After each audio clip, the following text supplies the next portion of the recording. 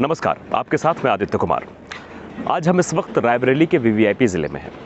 इस ज़िले की हम तस्वीर दिखाने की कोशिश करेंगे। वाकई में क्या विकास की जो पराकाष्ठाएं गढ़ी जाती हैं, जो बड़े बड़े कागज़ों में कहा जाता है कि रायबरेली एक वीआईपी ज़िला है और यहाँ पर विकास की धार इस तरह से है कि किसी को अंदाज़ा भी नहीं है। तो हम तस्वीर दिखा रहे हैं आपको। हम जिस जगह खड़े हैं, ये एक सड़क है जो गांव को जोड़ती है। एक छोटा गांव है, गणेशगंज नाम का गांव है, इटौरा बुजुर्ग में इस वक्त है। रोहनिया विकास खंड है ये, रायबरेली ज़िले की रोहनिया विकास खंड जो कि ऊंचाहार तहसील के अंतर्गत आती है, उसका ये इटौरा ग्राम सभा है। पंचायत चुनाव नज़दीक हैं, जगह जगह पोस्टर बैनर देखे जा रहे हैं। सब कर्मठ ईमानदार अपने आप को बता रहे हैं कि हम सबसे ईमानदार प्रत्याशी हैं, आपके लिए आप हमें वोट करिए, हम आपके लिए काम करेंगे। लेकिन काम की तस्वीर क्या है?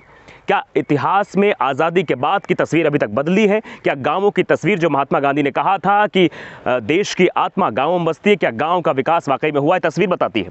ये एक रास्ता है जो इस गांव को जोड़ता है। दूसरा रास्ता ये है, हम अपने कैमरामैन से कहेंगे वो दिखाएं कि ये रास्ता कैसा है।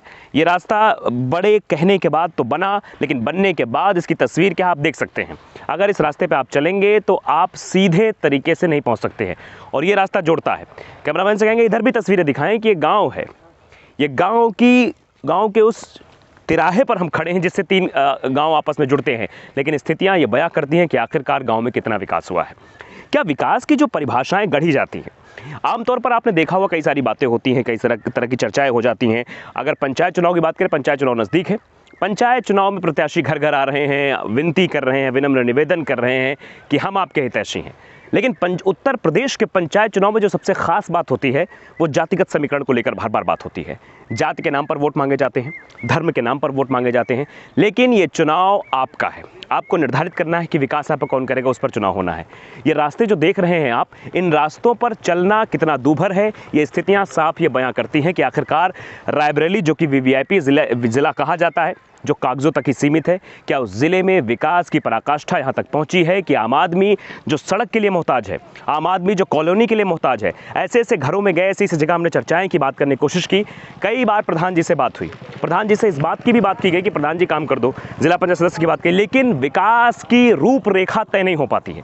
आप समझिए कि इस गाँव में अगर आपको पहुँचना है, ये जो रास्ता आप पीछे देख रहे हैं, अगर बारिश हो जाए तो इस रास्ते से आना इतना दूभर हो जाता है, इस रास्ते पर आप चल नहीं सकते हैं। तो क्या रायबरेली में वाकई में विकास हुआ है? उत्तर प्रदेश में पंचायत चुनाव है और पंचायत चुनाव ये तय करेगा कि आने वाला विधानसभा चुनाव 2022 से कैसा होने वाला है, क्योंकि पार्टियों के बैनर तले भी ये चुनाव लड़ा जाएगा। तो ये निर्धारित करेगा। एक तरीके का सेमीफाइनल, जो मैं बार बार कह रहा हूँ, वो देखा जा रहा है। लेकिन क्या विकास हुआ है? क्या विकास की बातें जो कही जाती हैं, करी जाती है, वो हुआ है? ये बड़े सवाल हैं जो आपको अब करने हैं। अपने प्रत्याशी से आपको सवाल करना है, क्या आप हमारे यहाँ आ रहे हैं तो विकास गढ़ेंगे? क्या हमें कॉलोनी, सड़क और बिजली का प्रबंध कराएंगे? ये सब बातें हैं जो आपको सवाल पूछने हैं। हम गांव-गांव की तस्वीर दिखा रहे हैं, हम और गांव में पहुंचेंगे। इस गांव से मैं गुजर रहा था तो मुझे लगा कि इस गांव की तस्वीर आप तक पहुंचनी चाहिए। इस गांव की तस्वीर दिल्ली तक पहुंचनी चाहिए कि लोग जाने कि रायबरेली के लोग कैसे रहते हैं, रायबरेली के लोग कितनी परेशानियों का सामना करते हैं। बारिश में उनका चलना दूभर हो जाता है, घर पहुंचना दूभर हो जाता है, और रास्ते का चयन करना भूल जाते हैं कि उन्होंने किस रास्ते से जाना है। और ये इसलिए हो रहा है क्योंकि गांव के लोगों ने समझ लिया कि यहाँ विकास नहीं होगा। गांव के लोगों ने समझ लिया कि चाहे जो नेता आ जाए, चाहे मोदी आ जाए, योगी आ जाए, कोई भी आ जाए, विकास नहीं होना है। तो क्या ये रूपरेखा बदलेगी? क्या ये तस्वीर गाँव की बदलेगी? ये बड़ा सवाल है। आप देखते रहिए मुझे, इसी तरह मैं आपको हर गाँव की तस्वीर, सही तस्वीर और सच्ची तस्वीर दिखाऊंगा।